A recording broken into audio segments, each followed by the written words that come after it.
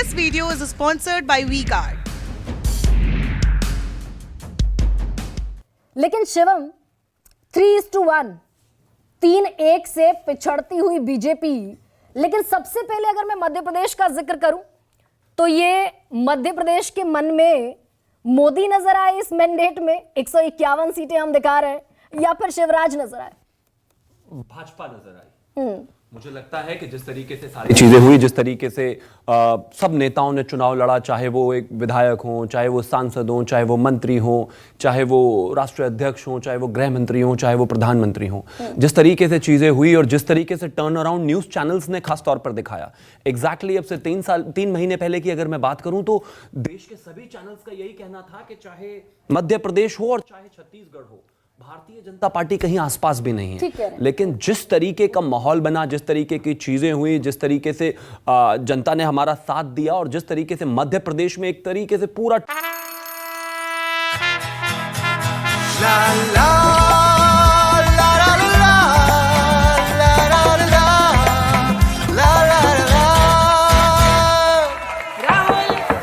राहुल तन के साथ मन को जगाओ वी-गार्ड वाटर हीटर्स के संग वी-गार्ड।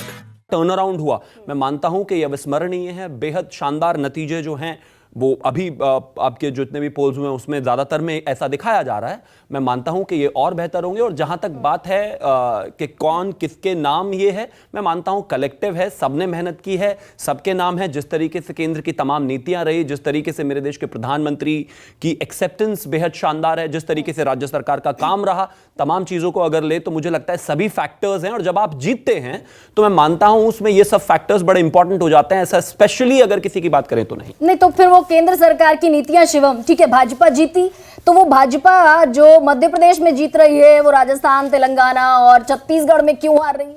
अब देखिए, मैं कांग्रेसी तो नहीं हूं कि ये कह दूं कि मैं नहीं मानूंगा इन आंकड़ों को और ऐसा नहीं और वैसा नहीं और ये गलत हैं, हम एग्जैक्ट पोल पे जाएंगे। मैं मानता हूं कि जर्नलिस्ट या फिर कोई भी सेफोलॉजिस्ट जब काम करते हैं तो चाहते हैं कि रिजल्ट के जितना करीब और बेहतर से बेहतर उनका सर्वे हो उतना ही अच्छा रहेगा। और ये क्रेडिबिलिटी का भी सवाल होता है, तो मैं उस पर बिल्कुल कोई सवाल नहीं उठाऊंगा। लेकिन भारतीय जनता पार्टी का जो एक सिस्टम है, वहां पर जिस तरीके से पन्ना प्रमुख से लेकर ऊपर तक जो तमाम तरह की चीजें और फीडबैक्स हैं, उनको देखते हुए भारतीय जनता पार्टी 3 राज्यों में सरकार बना रही है और 1 राज्य में एनडीए जो है सरकार बनाएगी। ये 3 राज्य कौन से हैं? चाहे हम छत्तीसगढ़ की बात करें, चाहे हम राजस्थान की बात करें, चाहे हम मध्य प्रदेश की बात करें, तेलंगाना में जिस तरीके से चीजें रही, पिछले विधानसभा चुनाव में हमारे पास 1 सीट थी। हालांकि लोकसभा 2019 में हम अप्रोक्सीमेटली 18% वोट शेयर लेकर आए थे और 4 सीटें लेकर आए थे। लेकिन उससे बेहतर टैली हम करेंगे। और अगर मिजोरम की बात करें तो वहां एनडीए सरकार बनाएगी। ऐसा भारतीय जनता पार्टी का अपना इंटरनल सर्वे तो आप एग्जिट पोल्स को खारिज भी नहीं कर रहे हैं और खारिज भी कर दे रहे हैं। मैं एक तरफा रही है शिवम। फिर अगर एग्जिट पोल दिखा रहे हैं कि मध्य प्रदेश में आपको एज है, वो आप स्वीकार कर रहे हैं। राजस्थान और छत्तीसगढ़ का भी स्वीकार कीजिए फिर कि वहां पर कांग्रेस विनिंग मैंडेट लेकर आ रही है। देखिए, मैं क्यों खारिज करूं? एक चीज बताइए, किसी व्यक्ति ने मेहनत की है, मुझे उसको खारिज करने की क्या आवश्यकता है? स्वीकार करना है, लेकिन मेरी पार्टी का जो स्टैंड है और मेरी पार्टी का जो सर्वे है, मैं उसको लेकर अडिग हूं और जिन्होंने सर्वे किया है वो उसको लेकर अडिग रहे हैं। दोनों को शुभकामनाएं। मैं तो कहता हूं कि जिस तरीके से अब मुझे लगता है शायद 12 घंटे ही रह गए हैं, तो वही है कि बस एक रात की है अब कहानी सारी, यही रात अंतिम और यही रात भारी कांग्रेस के लिए। तो मुझे लगता है 12 घंटे और रुक जाएं, उसके बाद सब आपके सामने ही होगा। तो तेलंगाना के लिए आपकी भी रात भारी है क्या? दक्षिण क्यों खारिज कर रहा है भारतीय जनता पार्टी? मैं मानता हूं कि तेलंगाना की अगर हम खासतौर पर बात करें तो हमने वहां पर लगातार सर्च किया है, चीजें बेहतर रही हैं। 2018 में जब हमने वहां पर चुनाव लड़ा था तो मात्र हम 1 सीट पर थे और जिस तरीके से वोट शेयर था उसका भी कुछ खास असर था नहीं, 6.98% था। लेकिन जब हम 2019 में चुनाव लड़े तो हमारा वोट शेयर 19.6% हो गया। लोकसभा के चुनाव में 4 सीटें जीते आप। तो ये बड़ी बात है। हम उससे बेहतर प्रदर्शन करेंगे और वहां पर भी एक की रोल में जरूर होंगे। नहीं, लेकिन तेलंगाना का वोट शेयर तो आप गिनवा रहे हैं भाई। तेलंगाना में जो आप लड़ाई लड़ रहे थे वो इसलिए तो प्रधानमंत्री नरेंद्र मोदी के ताबड़तोड़ दौरे नहीं हो रहे थे कि 1 से 7 पर पहुंच जाए।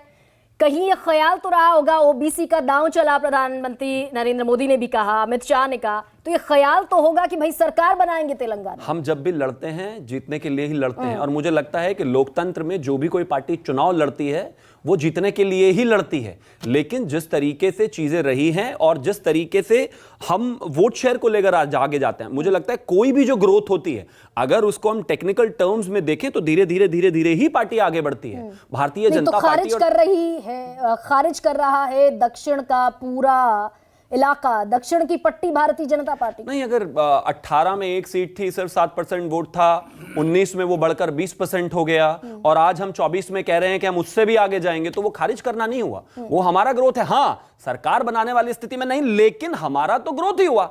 अब वो देखना है कि जो सरकार में थे वो खारिज हुए, या फिर जो बिल्कुल प्रिंसिपल ऑपोजिशन पार्टी लड़ रहे थे वो खारिज हुए, वो तय होगा और वो बताएंगे ज्यादा बेहतर कि उनके बीच क्या हुआ। लेकिन हम इतना जरूर है कि हम डिसाइडिंग फैक्टर में जरूर होंगे, और हमारा जो वोट शेयर है वो बेहद शानदार होगा, और जो नतीजे होंगे वो चौंकाने वाले होंगे। लेकिन शिवम, एक सवाल फिर ये भी उठता है कि भाई मध्य प्रदेश में शिवराज सिंह चौहान अंत तक साइडलाइंड थे, इतनी स्पेसिफिक मेजॉरिटी का आना, ये यानी कि एंटी इनकम्बेंसी नहीं थी शिवराज सिंह चौहान के खिलाफ? देखिए, मुझे लगता है कि जो आपने कहा कि साइडलाइन थे, वो आपके लिए हो सकते हैं, या फिर जो लोग इसको जिस तरीके से जो है एलिबरेट करना चाहते हैं वो उनके लिए हो सकते हैं।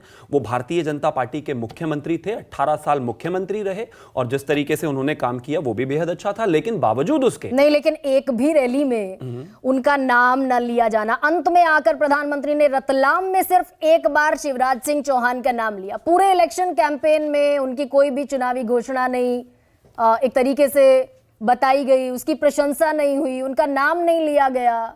मैं तो ये कहता ये तो साफ संकेत है ना। महिमा जी, आपने कहा कि एक भी रैली में मुख्यमंत्री जी का नाम नहीं लिया। मैं तो कहता हूं मेरी पार्टी मुझे कहीं पर 18 साल के लिए मुख्यमंत्री बना दे और फिर एक बार भी नाम ना ले, कोई बात नहीं। महत्वपूर्ण ये है कि चुनाव लड़कर जीतेगा कौन।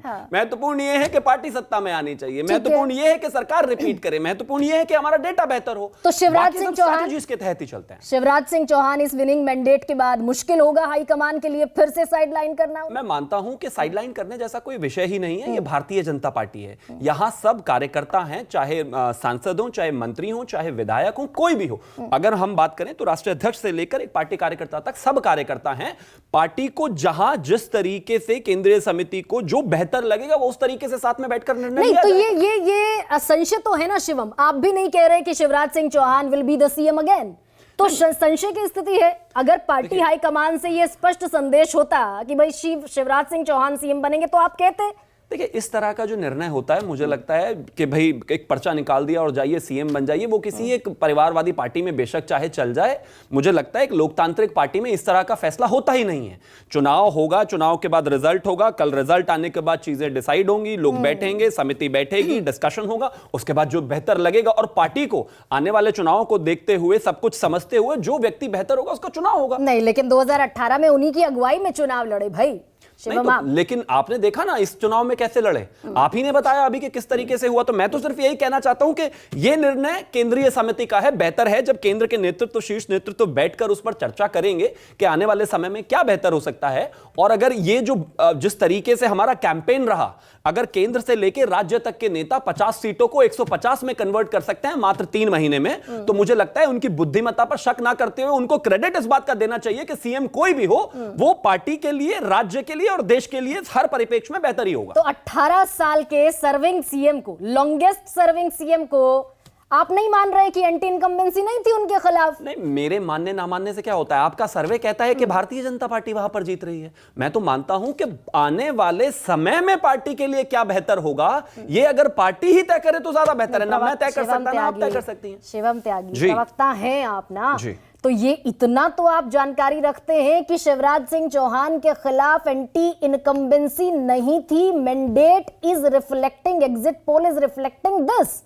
इसमें कहीं कोई संदेह है आप? बट मैं सिर्फ ये कहना चाहता हूं कि इसमें कहीं कोई दो राय नहीं है कि भारतीय जनता पार्टी की सरकार के खिलाफ कोई एंटी इनकम्बेंसी नहीं थी। लेकिन चीफ मिनिस्टर यानी कि मुख्यमंत्री मध्य प्रदेश में कौन होंगे, ये भारतीय जनता पार्टी का केंद्रीय नेतृत्व राज्य नेतृत्व के साथ बैठकर सामंजस्य से तय करेगा। ठीक है, बीजेपी के खिलाफ छोड़ देना चाहिए। बीजेपी के खिलाफ एंटी इनकम्बेंसी नहीं थी ये शिवम त्यागी कहेंगे, लेकिन शिवराज सिंह चौहान के खिलाफ एंटी इनकम्बेंसी नहीं थी ये आप नहीं कहेंगे। अब अगर शिवराज सिंह चौहान होते कांग्रेस के नेता तो बात अलग थी। शिवराज सिंह चौहान भी भारतीय जनता पार्टी के ही नेता हैं। और जब मैं कहता हूं कि वो भारतीय जनता पार्टी के चीफ मिनिस्टर थे और भारतीय जनता पार्टी के खिलाफ कोई एंटी इनकम्बेंसी नहीं थी, इसका मतलब स्वतः ही ये हो जाता है कि उनके खिलाफ भी एंटी इनकम्बेंसी नहीं थी। ठीक है। This video is sponsored by WeGuard.